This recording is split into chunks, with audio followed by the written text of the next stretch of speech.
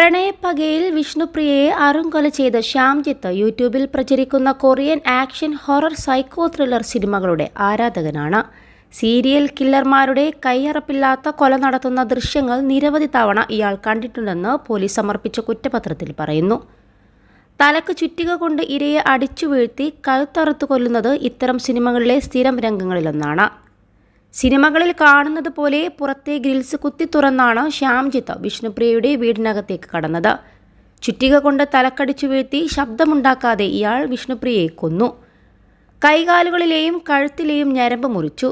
നെഞ്ചിലും മറ്റും കുത്തി പരിക്കേൽപ്പിച്ചു. കൊല നടത്തുമ്പോൾ ഇയാൾ ലഹരി ഉപയോഗിച്ചിരുന്നുവെന്ന സംശയം പോലീസിനുണ്ടായിരുന്നെങ്കിലും വൈദ്യപരിശോധനയിൽ ഇല്ലെന്ന് തെളിഞ്ഞു. പിന്നീടാണ് സിനിമയിലെ സീരിയൽ കില്ലർമാരുടെ സ്വാധീനം ഇയാളിലുണ്ടെന്ന് തിരിച്ചറിഞ്ഞത്.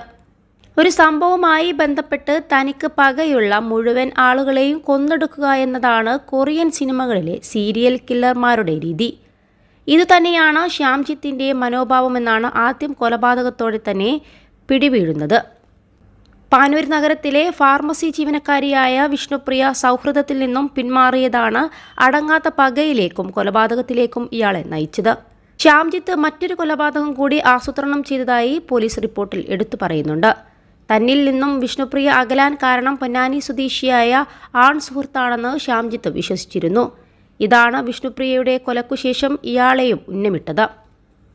കൊലപാതകത്തിനു ശേഷം അറസ്റ്റിലായ പ്രതി ശ്യാംജിത്തിന് തെളിവെടുപ്പിനെത്തിച്ചപ്പോഴും ചോദ്യം ചെയ്യലിലും യാതൊരു ഭാവവ്യത്യാസവും ഉണ്ടായിരുന്നില്ല.